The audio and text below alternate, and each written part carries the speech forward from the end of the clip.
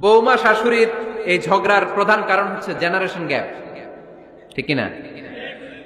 শাশুড়ি এক জেনারেশনের আর বৌমা আরেক জেনারেশনের। শাশুড়ি ভাবে একরকম, বৌমা ভাবে আরেক রকম। শাশুড়ি চায় বউর উপর খবরদারি করতে, বউ চায় শাশুড়ির উপর খবরদারি করতে। এই ডমিনেটিং এর কারণে কিলাকিলি আছে না নাই? আহা, এটা ঠিক না। আমার শাশুড়ি মায়েরা যারা আছেন, প্রথমে শাশুড়ি দিয়ে শুরু করি। আমার মাইকের আওয়াজ যে ঘরগুলাতে যায়, আমার শাশুড়ি মাদেরকে বলবো, বউদের উপর অত্যাচার করবেন না। ছেলেরা প্রশ্ন করে, তোর কাছে তোর বউ বড় না আমি বড়? আছে না নাই? এটা একটা প্রশ্ন হইল। তোর বউ বড় না আমি বড়? দুইজনেই বড়। তো এক ছেলে সুন্দর উত্তর দিছে, আমার কাছে ভালো লাগছে উত্তরটা শুনে। এক মা প্রশ্ন করছে, তোর এতদিন আমি লালন পালন করে বড় করলাম, জীবন যৌবন তোর জন্য শেষ করলাম, আজকে বউ পাইয়া বউ তোর আপন হয়ে গেল?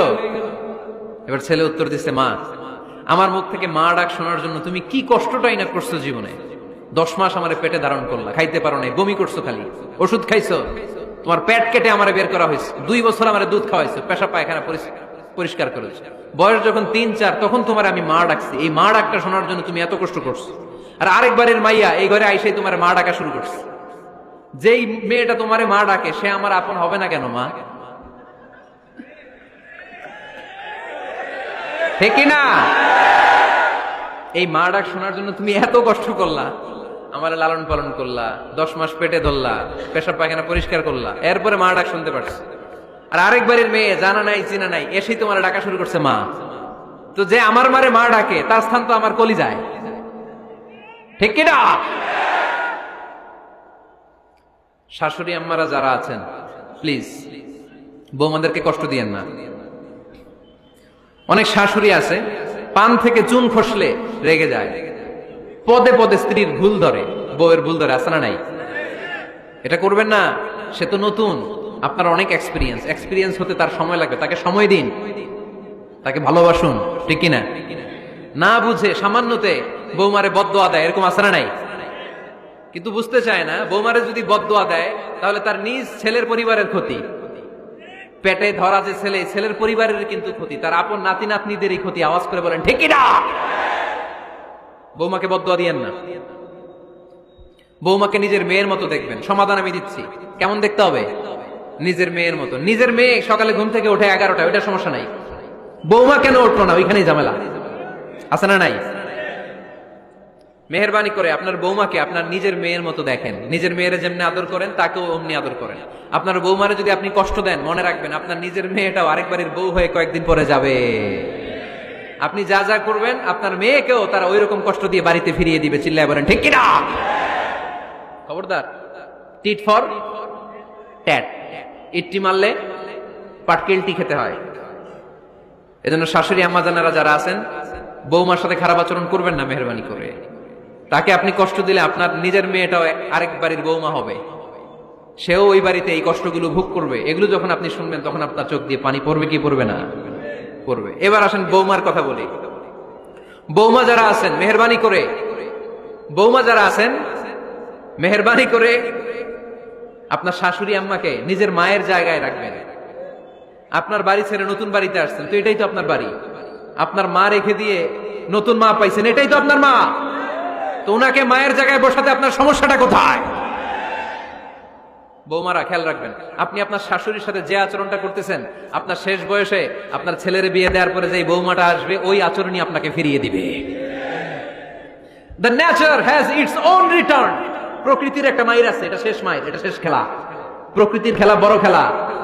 আপনি আপনার শাশুড়ির সাথে যে আচরণ করবেন, আপনার শেষ বয়সে আপনি একদিন শাশুড়ি হবেন, এটা মাথায় রাখবেন। ওই আচরণই আপনি ফিরে পাবেন। আওয়াজ করে বলতে হবে ঠিক কিনা? এজন্য 9 নম্বর পয়েন্টস হচ্ছে মিউচুয়াল রেসপেক্ট। সবাই যেন সবাইকে ভালোবাসি। দোষ ছাড়া মানুষ নাই, সবার দোষ আছে। আমরা যেন একে অন্যের দোষ না খুঁজি। বৌমারা, আপনাদের কানে যদি আমার মাইকের আওয়াজ যায়, অল্প কিছু টেকনিক অবলম্বন করলে আপনি আপনার শাশুড়ির মন জয় করতে পারবেন। শাশুড়িরা আসলে বেশি কিছু চায় না, আগের জামানার মানুষ তো, এদেরকে ওইভাবে হাত করতে হবে। মাঝে মাঝে একটু শাশুড়ির মাথায় তেল দিয়ে দেন, চুলে তেল দিয়ে দিবেন আর কি, মাঝে মাঝে চুল আশ্রয় দিবেন। এগুলো কিন্তু খুব পছন্দ করে শাশুড়িরা। ওনার প্রেশারটা একটু মেপে দিবেন, ডায়াবেটিক্সের ওষুধটা খাইলো কিনা সময় মতো খোঁজ নেবেন, কি পছন্দ করে খেতে একটু রান্না করে দিবেন। যেই বক্তার ওয়াজ শুনতে পছন্দ করে ওই বক্তার ওয়াজগুলো ডাউনলোড করে শাশুড়ি আম্মাকে দিবেন, ইসলামী বই দিবেন। দেখবেন বয়স্ক নারীরা মাহফিল যেতে খুব পছন্দ করে, ওয়াজ শুনতে খুব পছন্দ করে, নবীদের কাহিনীগুলো শুনতে পছন্দ করে। বসায় বসায় একটু কাহিনীগুলো শোনাবেন। বাইরে বেরোলে জিজ্ঞেস করেন, আম্মা আপনার কিছু লাগবে কিনা। আরেকটা টিপস আছে, চুল যখন আশ্রাবেন আর শাশুড়ির মাথায় যখন তেল দিয়ে দিবেন, তখন অতীতের কথা জিজ্ঞেস করেন। দেখবেন অতীতের স্মৃতিতে হারিয়ে গিয়েছে আপনার শাশুড়ি। কি জিজ্ঞেস করবেন জানেন? জিজ্ঞেস করবেন, আম্মা জান মুক্তিযুদ্ধের সময় আপনার বয়স কত ছিল? ওই সময় মুক্তিযুদ্ধের সময় আপনাদের এলাকায় কি কি হয়েছিল মা? আরেকটা প্রশ্ন করবেন, মা বিয়ের সময় আপনি কেমন ছিলেন? ওই দিন দেখবেন বুড়ি আর বুড়ি নাই, জুয়ান হয়ে গেছে। ওই দিন বলবে, মা আমি অনেক সুন্দরী ছিলাম, আমার মাথায় অনেক চুল ছিল, আজকে নাই। আমগো গ্রামে আমার সাথে সুন্দরী মাইয়া ছিল না। অতীতের স্মৃতিতে স্মৃতি হাতরাতে হাতরাতে তিনি হারিয়ে যাবেন। জিজ্ঞেস করবেন যে, মা শীতকালে আপনাদের দেশে কি পিঠা বানাতেন আপনি যখন ছোট ছিলেন? আপনার বাপ চাচারা কি করতো? এগুলো জিজ্ঞেস করলে উনি স্মৃতির পাড়া হাতরাতে হাতরাতে চোখ দিয়ে দাঁড় দাঁড় করে ওনার পানি ঝরতে শুরু করবে। আপনার জায়গায় ওনার হৃদয়ের মনি কোঠায় এমন জায়গায় পৌঁছবে, আপনার ছাড়া উনি কিছুই বুঝবে না। বৌমারা এই অল্প কিছু টিপস অবলম্বন করে আপনারা আপনাদের শাশুড়ির মনকে জয় করতে পারেন। শাশুড়ি বৌমার দ্বন্দ্ব আমরা চাই না। আমরা চাই শাশুড়ি বৌমাকে নিজের মেয়ের মতো জানো, আর বৌমা শাশুড়িকে আপন মায়ের মতো ভালোবাসো, ঠিক কিনা? এই মিউচুয়াল রেসপেক্টই পারে শাশুড়ি বৌমার দ্বন্দ্বকে দূর করতে আর ঘরটারে শান্তি টুকরা বানাতে। আওয়াজ করে বলেন ঠিক কিনা? কয়টা গেল? আর আছে কয়টা? দোয়া করবেন একে অপরের জন্য। দোয়া সাইয়েদনা ইব্রাহিম ফ্যামিলির জন্য দোয়া করতেন, রব্বি জাআলনি মুকিমাস সালাতি ওয়া মিন যুররিয়াতি রব্বানা ওয়া তাকাব্বাল দুআ। ও আল্লাহ আপনি আমার নামাজ কায়েমকারী বানান, আমার কলিজা টুকরা সন্তান ইসমাইলকেও নামাজ কায়েমকারী বানান, আমার দোয়াটা আপনার দরবারে আপনি কবুল করে নেন। সুবহানাল্লাহ পড়েন। রব্বানা ইন্নী আসকানতু মিন যুররিয়াতি বিওয়াদিন গায়রি যী যারইন ইনদা বাইতিকাল মুহাররাম। ও আল্লাহ আমার সন্তান সন্ততি আমার ফ্যামিলিকে ধুধুমরু প্রান্তর এই উপত্যকার মধ্যে তোমার কাবা ঘরের সামনে রেখে গেলাম, তাদেরকে তুমি নামাজ কায়েমকারী বানিয়ে দিও। গোটা বিশ্বের সব মানুষের অন্তর আমার ফ্যামিলির দিকে আল্লাহ তুমি ঝুঁকিয়ে দিও। ওয়ারযুকহুম মিনাস সামারাত, ফলমূল দিয়ে আল্লাহ তুমি তাদেরকে রিজিকের ব্যবস্থা করে দিও। তার মানে সব নবীরা তাদের পরিবারের সদস্যদের জন্য দোয়া করতেন কি করতেন না? আবার কোরআন আমাদেরকে শিখালো, রব্বানা হাব লানা মিন আজওয়াজিনা ওয়া মিন যুররিয়াতিনা কুররাতা আ'য়ুন ওয়াজআলনা লিল মুত্তাকিনা ইমামা। ও আল্লাহ এমন নেককার সন্তান এমন নেককার স্ত্রী আপনি আমাকে দান করেন যাদের দিকে তাকালে আমার চোখ দুইটা ঠান্ডা হয়ে যায়। চক্ষু শীতলকারী স্ত্রী দেন। বিয়ে যাদের হয় নাই ইয়াং ছেলেরা এই দোয়াটা করবা। বিয়ের জন্য দোয়ার দরকার আছে না নাই? প্রতিদিন এই দোয়া করবা, আল্লাহ এমন স্ত্রী দেন, এমন জীবন সঙ্গিনী আপনি আমাকে দেন, এমন লাইফ পার্টনার দেন যার দিকে তাকালে আমার চোখ জুড়িয়ে যায়। এমন সন্তান আল্লাহ আপনি আমার ফ্যামিলিতে দেন যাদের দিকে তাকালে আমার চোখ দুইটা ঠান্ডা হয়ে যায়। নেককার সন্তান নেককার স্ত্রী আল্লাহর কাছে দোয়া করে চেয়ে নিতে হয়।